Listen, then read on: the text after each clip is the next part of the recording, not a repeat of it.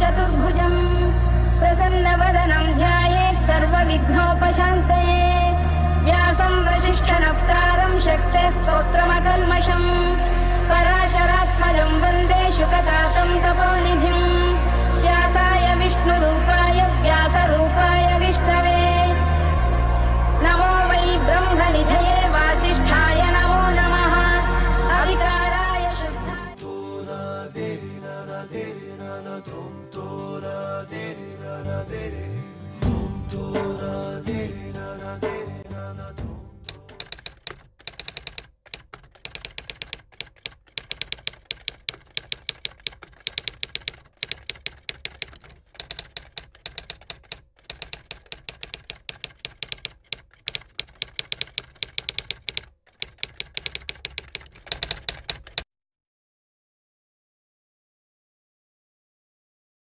दिल खो गया हो गया किसी का अब रास्ता मिल गया खुशी का आँखों में है ख्वाब सा किसी का अब रास्ता मिल गया खुशी का रिश्ता मेरा रब्बा दिल छू रहा। माता पिता सोचते हैं कि बेटी की शादी करा दो, जिंदगी में खुशहाली आ जाएगी। समाज का कहना होता है कि लड़की की शादी करा दो, वो बड़े प्यार से रहेगी। देखते हैं यहाँ पे कितने प्यार से रहती हैं औरतें, कितनी खुशहाल है उनकी जिंदगी इस समाज में। मेरी रीति रिवाज से पन्नालाल गोयल के साथ मेरी मैरिज करी, खूब अच्छा दहेज वगैरह देके, जैसी मेरे पापा की कैपेसिटी थी उससे कुछ ज़्यादा ही उन्होंने बहुत बेटर काम करा और कुछ दिन उन्होंने मुझे ठीक से रखा और उसके बाद मुझे परेशान करने लग गए। तो उनकी थिंक है सारा गोल्ड भी मुझसे उन लोगों ने छीन लिया कि भाई अपने मम्मी पापा को दे दोगी। क्या कोई लड़की के मम्मी पापा किसी का गोल्ड ऐसे लेते हैं? लेकिन उनकी थिंकिंग चेंज नहीं हो रही है और मेरे जैसे चरित्र पे उंगली उठाना कि तुम तो, और फिर बट मेरे पे ही नहीं है, हम 4 सिस्टर हैं तो हम चारों बहनों पे ही ब्लेम लगाते हैं। मारते पीटते? हाँ जी। वजह क्या है मारने की? मारने पीटने की है, जैसे वो मेरे पे ब्लेम लगाते हैं कि कोई भी चीज़ घर में खो जाती है तो बोलेंगे कि अपनी मम्मी को दे दी होगी, पापा को दे दी होगी। अभी थोड़े दिन पहले मेरी घड़ी खो गई थी, वहाँ पर उन्होंने मेरे अलमारी का लॉकर तोड़ दिया था और मैं अपने पियर में थी। तो मैंने जाके पूछा कि आपने मेरी अलमारी का लॉकर किस लिए तोड़ा और मेरी घड़ी नहीं है इसमें, कहाँ है? तो उन्होंने बोला कि घड़ी अपने पियर वालों को दे दी होगी। तो मैंने बोला कि आपने अपनी भाभी को दे दी होगी, मैंने तो नहीं दी। तो इसी बात पे उन्होंने मुझे किचन बंद करके बहुत मारा और मेरी नाक से भी ब्लीडिंग वगैरह आई और मेरे पेट पे भी चढ़ गए थे, मेरे टाँकों पे भी। वो तो शुक्र था कि उस दिन मोबाइल किचन में था तो मैंने अपने चाचा को फ़ोन करके बताया।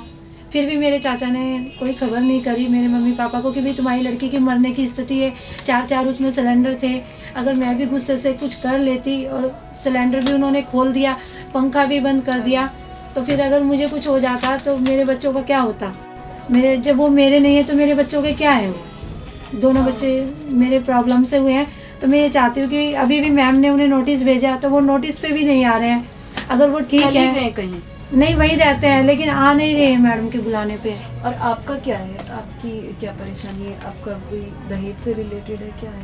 देखिए दीदी, जैसे कि आपने मुझसे कहा कि भाई आजकल के टाइम में लड़कियों की शादी करके पेरेंट्सों की वो कम हो जाती है, चिंता खत्म हो जाती है, चिंताएं खत्म हो जाती है। पर मुझे नहीं लगता कि इस तरीके का होगा और हम तो आगे आने वाले समय के लिए भी यही चाहेंगे कि शादी ना ही हो तो अच्छा है। जी मेरे साथ तो सिर्फ 1 हफ्ते की दुल्हन बनने के बाद में सारे रोने ही रोने थे। 1 हफ्ते के बाद ही मुझे इतनी परेशानियों का सामना करना पड़ा कि मैं क्या, जैसे कि मेरे घर से बोल देना कि भाई जाओ आपके घर से ये सामान नहीं आया वो ले आओ। मैंने दहेज का मतलब दहेज का जैसे कि समाज में जैसे किसी के कपड़े नहीं आए, किसी की चीजें नहीं आई, आपके पेरेंट्स ने ये फ्रिज कैसा दिया है, अच्छा, बात पे गाने देना जी, इस तरीके से उन्होंने करना शुरू कर दिया। मेरे को पूरी फैमिली का काम करने में कोई दिक्कत नहीं हुई, कोई बात नहीं, शादियाँ होती हैं, शादी करते ही हैं सब काम। उसके बावजूद भी मेरे को 6 मंथ्स की प्रेगनेंसी हुई तो मेरी जेठानी ने मुझे इतना मारा कि मेरे बच्चे का भी मिसकैरेज हो गया। उसके लिए भी मैंने कोई आवाज़ नहीं उठाई क्योंकि मेरे हस्बैंड जो थे थोड़ा ड्रिंक करते थे, उन्हीं की वजह से मेरे को भी चुप रहना पड़ गया।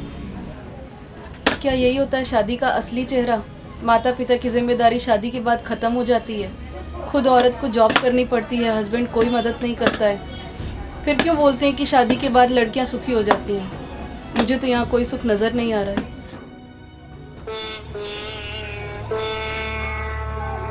मेरी बेटी बीए पास थी, मैंने 4 मई 78 में उसकी शादी की थी।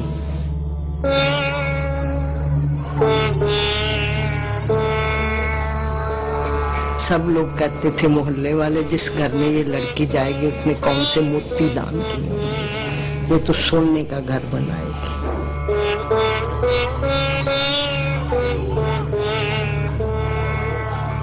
और 17 मार्च 79 में ससुराल वालों ने जला के मार दिया।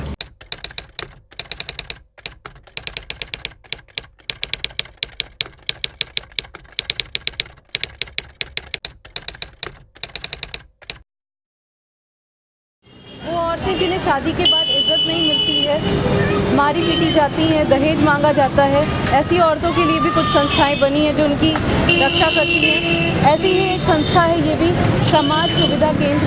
आइए चल के देखते हैं कि ये किस तरीके से इन नारियों की मदद करते हैं। यहाँ पर ब्यूटिशियन का कोर्स कराया जाता है। आप मुझे बताएंगे यहाँ पे मतलब जो भी ये कोर्स आपको कराया जाता है, तो इसमें कहाँ तक, मतलब आपको अभी तक कहाँ तक सिखाया गया? हाँ, wax, manicure, pedicure, bleach, facial. तो कहीं आप अभी ब्यूटी पार्लर्स में भी जाते हो? नहीं, अभी नहीं, ये सीखने के बाद जाओ। अच्छा, आप टीचर हैं? अभी ट्रेनिंग नहीं है, 6 मंथ का कोर्स कंप्लीट हो, उसके बाद हम जॉब ले रहे हैं।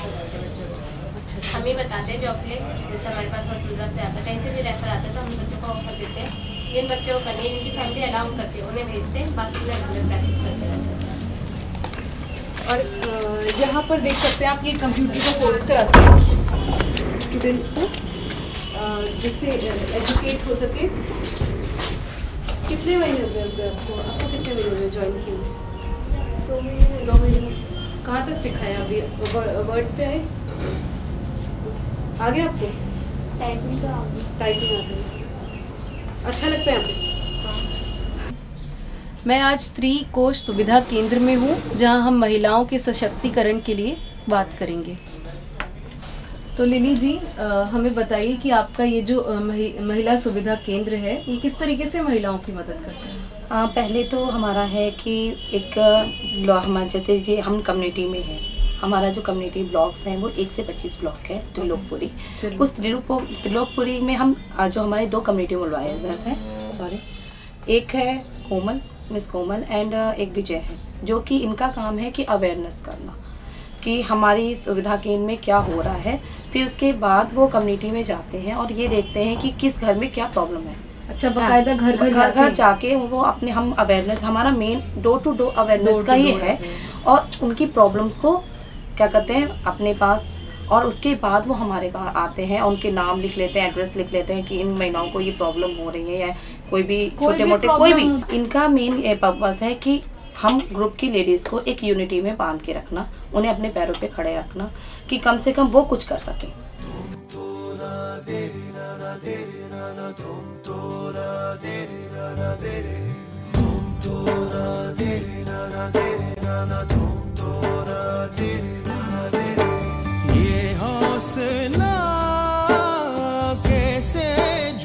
ये आपने मुझे बताई थी कि ये फाइल्स भी महिलाओं से रिलेटेड आपने बताया था कि किस तरीके के ये मेंबरशिप फॉर्म्स हैं। इसमें सारी लेडीज़ों के सिग्नेचर्स होते हैं कि ये आपस में हम आपस में म्यूचुअली जुड़े हुए हैं एक फैमिली की तरह।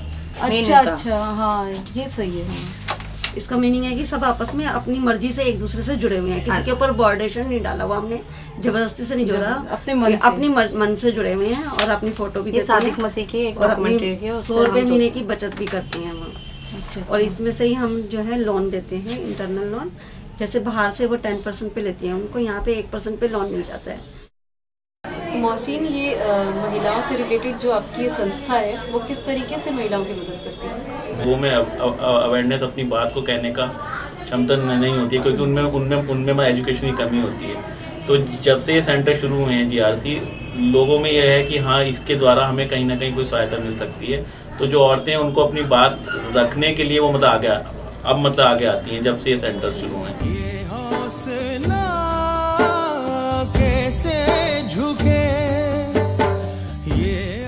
सहाय होने के बाद भी ये औरतें कमजोर नहीं हैं। इसका पुख्ता तौर पे उदाहरण है स्त्री सामाजिक केंद्र। आज की लड़की शिक्षा की ओर अग्रसर है। देश के कशीदारों ने शायद औरतों की इन्हीं परेशानियों को देखते हुए कन्या शिक्षा पर अधिक जोर दिया है, और हो सकता है कि शिक्षा के बाद नारी को वो सम्मान मिल सके जिसकी वो हकदार है।